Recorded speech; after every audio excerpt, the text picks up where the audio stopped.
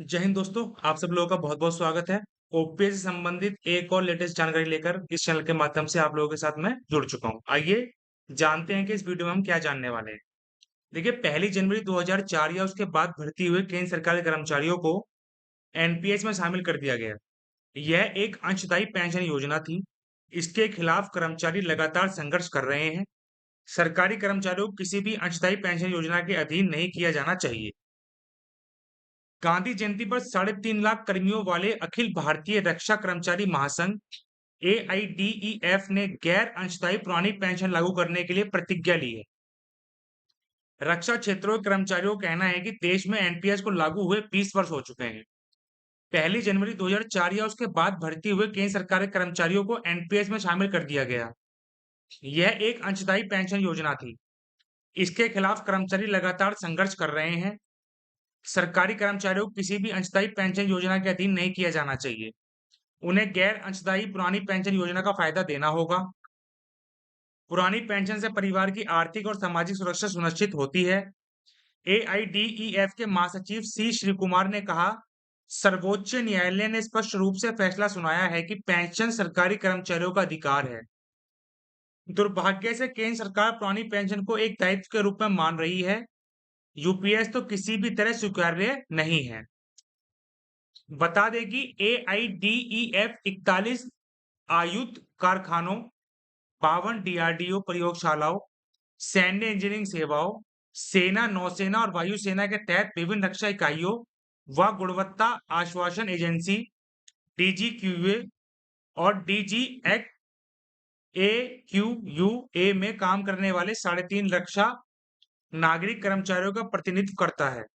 AIDEF के महासचिव श्री शिव कुमार ने बताया, दिल्ली के रामलीला मैदान में एकत्र हुए कर्मचारियों ने प्रतिज्ञा ली थी कि गैर अंशदायी पुरानी पेंशन योजना के अलावा वे किसी भी अन्य अंशदायी पेंशन योजना को स्वीकार नहीं करेंगे। कर्मचारी एनपीएस के खिलाफ लड़ रहे हैं। अब सरकार यूपीएस ले आई है। इसमें तो कई तरह की खामियां हैं। इस योजना में तो 60 वर्ष की आयु में पेंशन मिलेगी।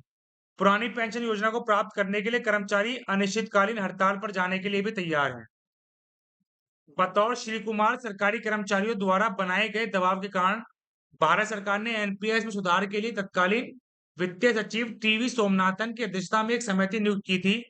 इस कमेटी की रिपोर्ट को एआईडीईएफ ने खारिज कर दिया है। वजह सरकारी कर्मचारियों की मांग एनपीएस में सुधार नहीं, बल्कि ओपीएस लागू कराना है। कर्मियों को केवल गैर अंशदायी पुरानी पेंशन योजना की बहाली चाहिए।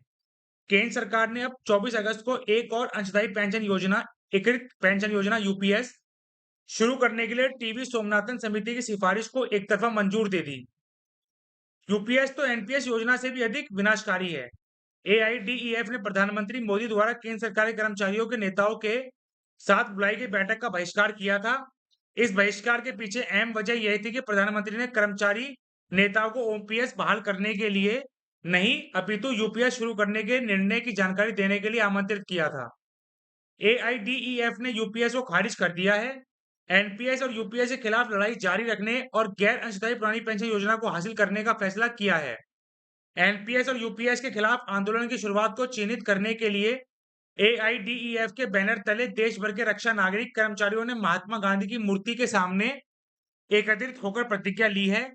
इस प्रतिज्ञा में कहा गया है कि एक रक्षा नागरिक कर्मचारी विनाशकारी एनपीएस और यूपीएस अंशदायी पेंशन योजना से मुक्त होने के लिए सभी संघर्षों और आंदोलनों में शामिल होने के लिए प्रतिबद्ध हूं।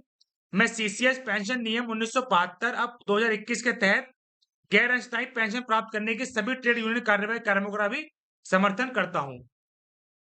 मैं ऐसे सभी कार्यक्रमों में भाग लेता हूं। मैं प्रतिज्ञा करता हूं कि जब तक मैं गैर अंशदायी पुरानी पेंशन योजना हासिल नहीं कर लेता, तब तक चैन से नहीं बैठूंगा। तो यही अपडेट फिलहाल निकल कर आया है। तो आगे देखते हैं क्या और अपडेट निकल कर आ रहा है या आता है, क्योंकि सरकार के सारे कर्मचारी सरकार के खिलाफ हो चुके हैं और ओपीएस लेकर ही मानेंगे। जय हिंद, जय भारत।